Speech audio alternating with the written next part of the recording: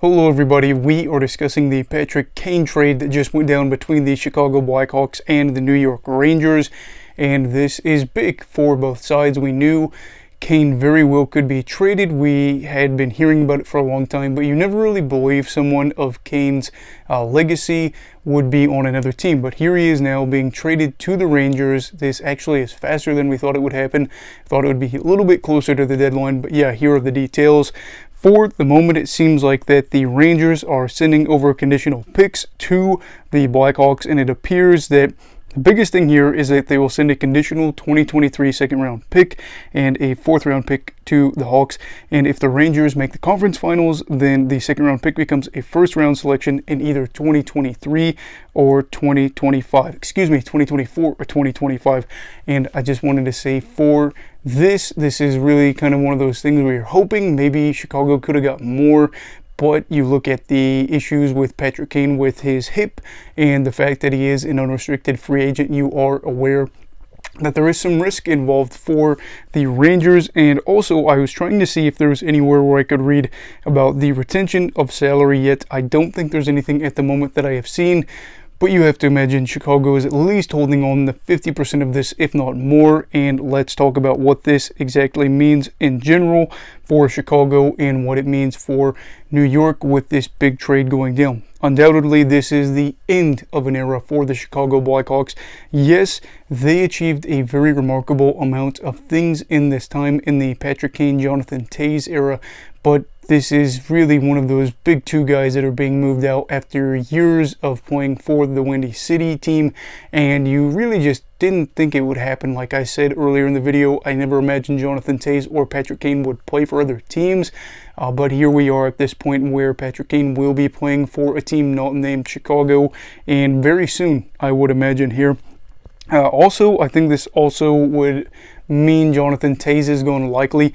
Yes, he looks like he wouldn't be traded anyway. It looks like they have said that, but I also see this being a thing where they are going to let him leave if he wants to go to a more competitive team, or retire if he is going to do that, because again, health and the post-COVID era have kind of been weird for Jonathan Toews, obviously hoping that he is able to be okay, but if he decides to go on to a more competitive team or retire, of course, not a big deal there.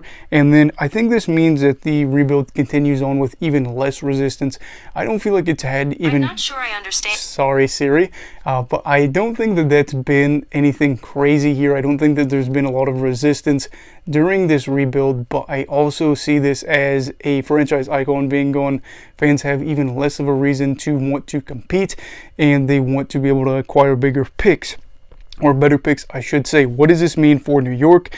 Their Stanley Cup odds likely get better. You saw them go on this really good run, this 20-some game stretch where they've been really, really good, and they added Vladimir Tarasenko from the St. Louis Blues. Now they add another offensive player for them, and yes, Patrick Kane is a guy that at points you kind of wonder, is he as good as his peak? I would argue no, but he is still a player that I would imagine would help out this team in terms of their offensive depth.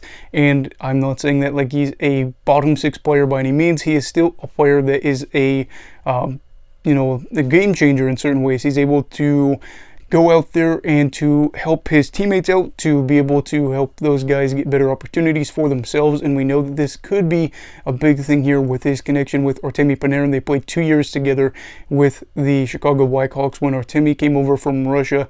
This is probably a big factor here, as well as the fact that Patrick Kane wanted to play in a bigger market, and it really seemed like New York was going to be the market that he had to be in.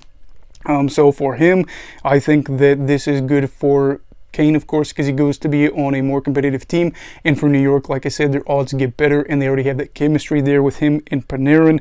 I don't exactly know what is going to happen here with their lines. I saw people arguing on Twitter about it yesterday, the day before that, and the day before that. But I'm excited to see what New York's able to do here, because they really do have an exciting forward group, and they are looking like a team that very well could go on a cup run. But I also want to see, will there be other moves by contending teams out east? We know Boston was rumored to be kind of waiting to see what New York would do.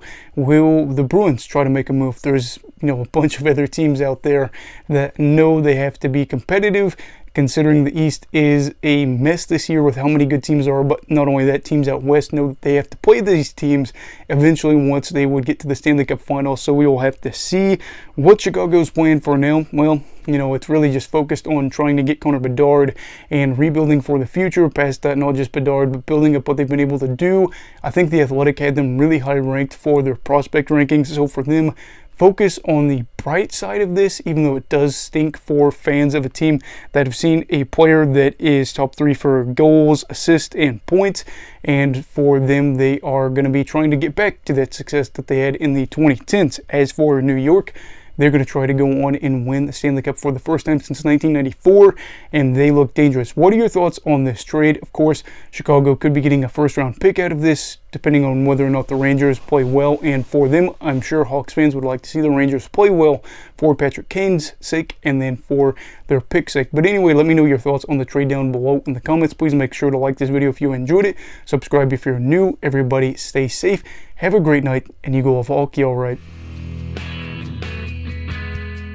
Goodbye, Brigadiers and Brigadettes. This is your captain signing off. Have a great night.